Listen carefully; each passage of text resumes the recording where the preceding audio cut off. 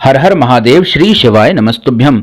सावन का अति पवित्र मास चल रहा है और साथ ही 19 वर्षों के बाद एक ऐसा संयोग बना है जब सावन मास के साथ में अधिक मास का भी संयोग पड़ रहा है।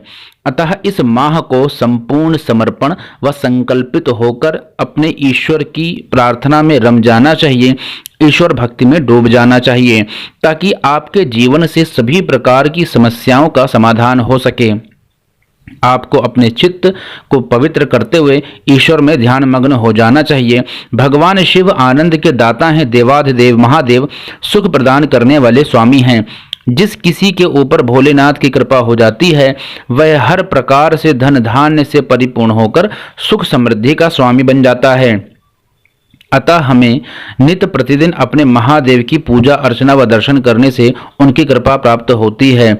साथियों, कई बार आपको अचानक अपने चित्त में, अपने मन में अशांति महसूस होती है। आपका मन पूरी तरह से अशांत हो जाता है और आपको अचानक ऐसा लगने लगता है कि कहीं पर कुछ अनिष्ट ना हो जाए और आपकी आंख फड़कने लगती है, जिससे आपके मन में बहुत घबराहट होने लगती है और पूरा मन, उसके अंदर एक भय का माहौल बन जाता है और आपकी जो मनोदशा है वो बहुत ही चिंतित सी हो जाती है। तो आपको एक बहुत ही छोटा सा उपाय करना चाहिए।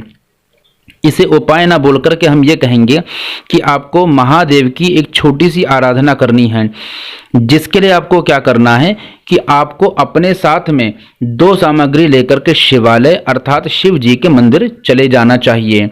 और वो 2 सामग्री चंदन और दूर्वा है।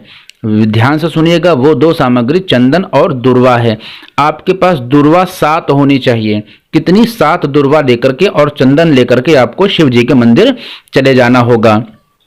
अब आपको जब मंदिर में जाना है तो वहां पर जो चौखट है, जो भगवान का धाम है, उसकी चौखट पर माथा टेक कर अंदर जाना होगा और जाने के बाद महादेव को पूर्णतः समर्पण से प्रणाम करना होगा।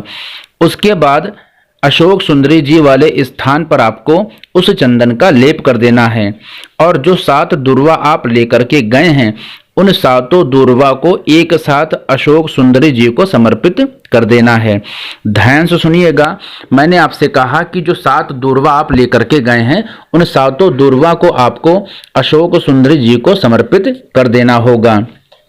इस बात का हमें विशेष ध्यान रखना है कि जब हम अशोक सुंदरी जी पर दूर्वा समर्पित करें तब दूर्वा की जो पत्ती है वह शिव जी की तरफ होनी चाहिए। यानी हम उसको जब रखें, समर्पित करें अशोक सुंदरी जी पर, तो जो दूर्वा की पत्तियां हैं उन 7 पत्तियों का जो मुख है वो शिव जी की तरफ होना चाहिए और जो जड़ वाला भाग या जो डंडी वाला भाग है, जिस तरफ से जल निकलता है, जो आपकी जलाधारी है, उस तरफ से जहां से जल नीचे गिरता है तो जल की तरफ डंडे का मुख या जो जड़ वाला भाग है उसका भाग जल की तरफ होना चाहिए।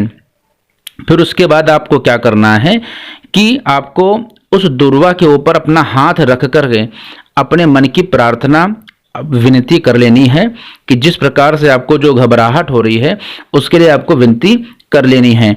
उसके बाद उस दूर्वा को उठा करके आपको घर ले आना है और 1 लोटा जल उसमें उस पूरी दूर्वा को डाल करके उस जल से पूरे घर में छिड़काव कर देना है।